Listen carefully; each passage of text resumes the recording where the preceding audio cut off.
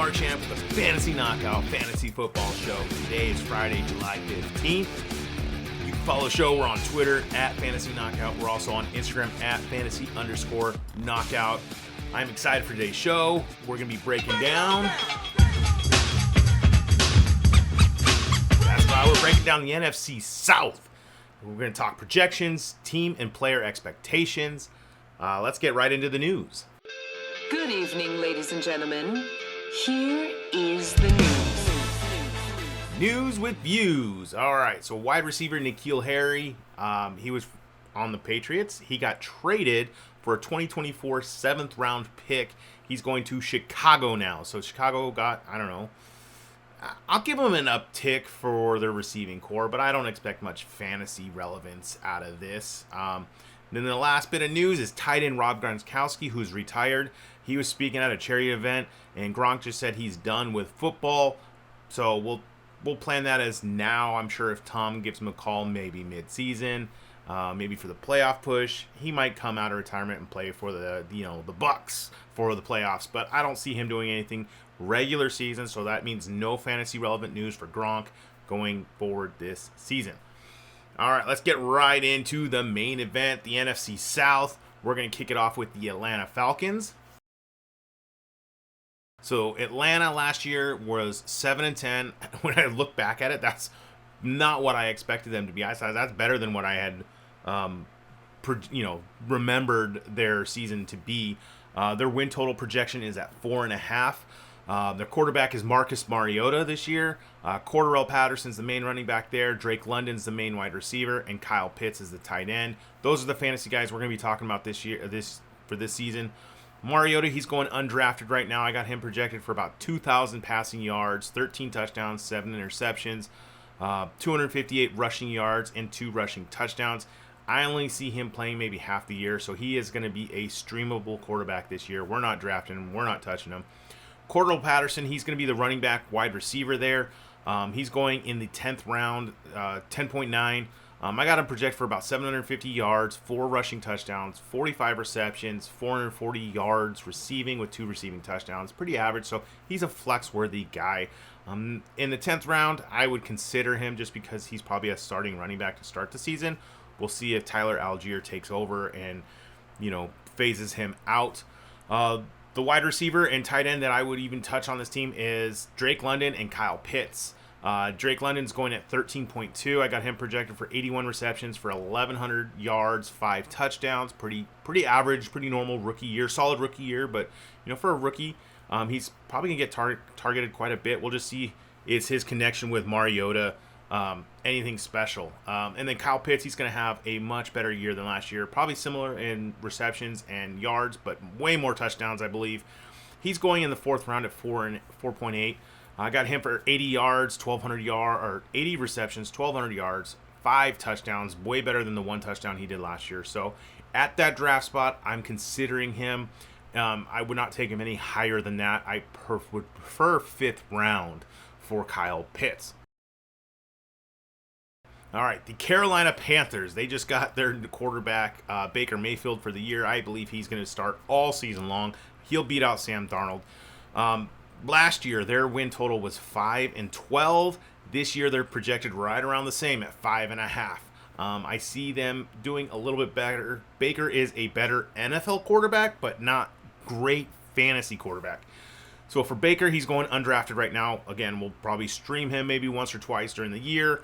I got him projected for 4,200 yards, 25 touchdowns, 16 interceptions, 150 yards rushing with 1 rushing touchdown. Nothing to woohoo about. Christian McCaffrey's the running back there. I like him a lot. His ADP is 1.2. He's usually the 2nd or 3rd player drafted in drafts. I have no problem taking him top 3, top 4. I got Taylor, McCaffrey, Eckler. I'd put Dalvin Cook up there. A lot of people will put Derrick Henry. Those would be my top 4. I would not argue if you wanted to take one of those over another in those first 5 picks. They're all pretty much the same. Choose the guy that you're convicted on, that you like. I'd go with those. So I like McCaffrey a lot this year. Got him projected for 950 rushing yards, 8 rushing touchdowns, 108 receptions for 905 receiving yards, and 3 touchdowns. DJ Moore is the wide receiver there. I like him a little bit more. I was fading him so far this year. With this news, I gave him a little uptick. I think he can get his 6 touchdowns over the 3 or 4 that he's always been stuck with.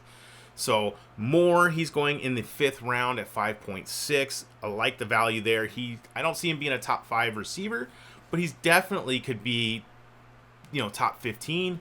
So in the 5th round, that's quality. That's your second receiver. That could be a solid second receiver. I like him more than I would like Terry McLaurin or DK Metcalf. I'd take Moore over those guys. So Moore, I got him projected for about 90 receptions for 1,272 yards, 6 touchdowns. I see the touchdowns going up this year, so yes. And then the other receivers, Robbie Anderson, I'm not expecting much. Baker does spread the ball out a lot, so he doesn't hyper-target one player. So Robbie will have some production. And then tight end is Tommy Tremble. They're both going undrafted right now. Anderson, I got projected for 63 receptions, 830 yards, 5 touchdowns. Tremble I got for 39 receptions, 352 yards, and 2 touchdowns. Again, I'm not going to be drafting or looking at those guys at all during the draft. Let's talk about the Saints. All right, the New Orleans Saints. So last year they were 9-8. Kind of an interesting year for them. Their win total this year is 7.5. That seems low. So with the solid defense that they have, and I guess the lot of question marks on the offense side of things. So let's get right into it. So the quarterback's going to be Jameis Winston for this year. He's going at the 14th round right now. So again, another streamable option. I'm not focusing on drafting Winston at all. I got him projected for about 3,700 yards, 24 touchdowns, 12 interceptions, 300 rushing yards, and 2 rushing touchdowns. Streamable option. Let's talk about the running backs, Alvin Kamara and Marc Ingram.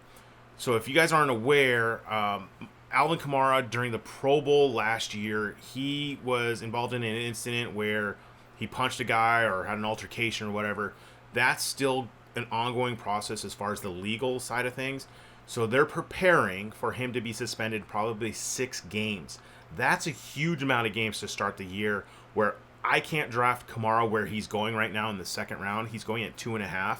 That is too rich for my blood from 6 games missed. When he comes back, that would be awesome. So if you can buy him or draft him with a little of a dip, if he dips into the 4th round, maybe the 5th round, then I could possibly see sitting on him and waiting those 6 games out for using him in the back half of the year. But you just can't draft him at his current price right now. But I got him projected with the 6-game suspension, 750 rushing yards, 6 rushing touchdowns, 68 receptions for 593 receiving yards, and 4 receiving touchdowns. So still quality running back that I would love. If he wasn't suspended, I'd love him at the price at 2nd round. I would take a receiver and then take him as my number 1 running back. But again, we got to be weary about that suspension. Obviously we'll have more news when it really comes out. But know now, if you're drafting now, 6-game suspension is most likely going to happen. And then the other running back is Marc Ingram. He's going in the 14th round. With that 6-game suspension, that means he's going to get a lot of workload at the beginning of the year. So we could focus on maybe drafting him towards the end of the draft, knowing sneaky picks, some quality starts to start the year. He's nothing special. He's an older running back, but he knows the system. They trust him. Got him for 700 rushing yards, 5 rushing touchdowns, 17 receptions for 125 receiving yards, and 1 receiving touchdown. So again, nothing special, but his is more going to be front loaded. So an option to, a sneaky pick at the end of the draft. And then the wide receivers, this is what everyone's kind of unsure about in New Orleans. We got Michael Thomas, who coming back after missing about 2 years. Chris Olave's the rookie coming in that's a stud. And then Jarvis Landry, the new addition out of free agency. They're all going in double-digit rounds. Well, almost. Michael Thomas is going at 9.5. Olave's going in the 13th round, and Landry's going in the 14th round. So here's the projections. They're all pretty similar because I imagine Winston's going to just share the load, not hyper-target one of these guys. But Thomas I got for 67 receptions for 768 yards, 5 touchdowns. Olave, who I think is going to be more prevalent, like he's going to be the guy, probably not to start the first 3 weeks, but then you'll see him really just climb up and be the man.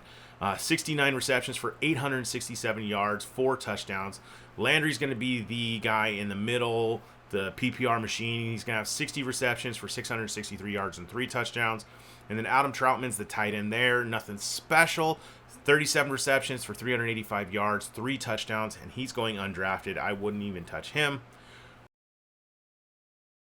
So the Tampa Bay Bucks, last year they were 13-4. The win totals projected this year is 11.5, right around where I expect.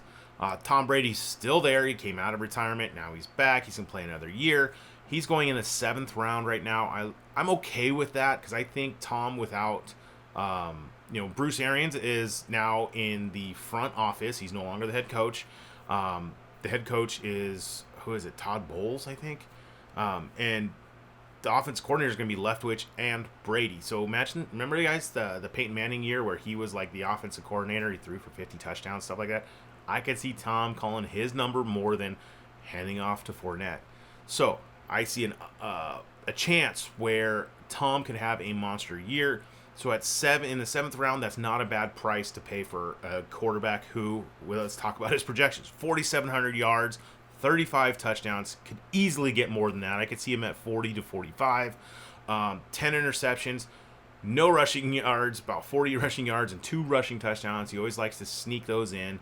So he's a solid quarterback that'll finish, probably not top 5, but, 5 to 10. So, and that draft price is pretty solid for that. The running back there is going to be Leonard Fournette. He's back on a 3-year deal. He's going in the 2nd round, midway in the 2nd round. Solid price for that. I like him with about 900 rushing yards, 9 touchdowns, 58 receptions for 400 receiving yards and 1 receiving touchdown. Pretty solid back for an RB2 if you go running back. The receivers there are going to be Mike Evans, Chris Godwin, and Russell Gage, the new addition. We got to remember that Godwin is still recovering from his ACL, so I don't expect him the first month there. So I expect him to miss about 4 to 5 weeks. Mike Evans is going in the 3rd round, beginning of that 3rd round, so I like the value there. He's kind of like my last guy in that tier of stud receivers with him and CeeDee Lamb and Stephon Diggs and Devontae Adams. I would like to take him there. Got him for 76 receptions for 1,170 yards and 10 touchdowns. I think he's going to catch a lot of touchdowns. I could even see those being higher than the 10 I have projected because of him and Tom. And that first month of just not having Gronk, not having Godwin. And so Godwin right now, he's going at mid-9th round at 9.5. That's okay. I'll take a shot there, but nowhere higher than that. Got him projected for a little bit more receptions at 81, but about 1,000 yards and 6 touchdowns because he'll be trusted more towards the end of the season. The guy that I like that a lot of people are sleeping on right now is Russell Gage, the new addition. He's going in the 13th round, mid-13th. I like him. I got him for 71 receptions for 800 yards, 6 touchdowns. I think him and Tom will have a nice connection. I could see him being used more in the beginning of the season with Godwin being out. So you could draft him, start him, be in your flex spot after a couple solid games and flip him for another piece that you could need on your team. So that's an option. The tight end there with no Gronk is going to be Cameron Brate. He's going in the 14th round. He's a streamable tight end in my opinion. Got him for 44 receptions for 466 yards and 5 touchdowns. And that's going to kind of wrap it up for today. I want to say the next show we're going to do is the NFC West. And I want to say thank you for listening to the show. Make sure to subscribe on whatever platform you're on. It really helps us out. Thank you again. All right. Till next time. See ya.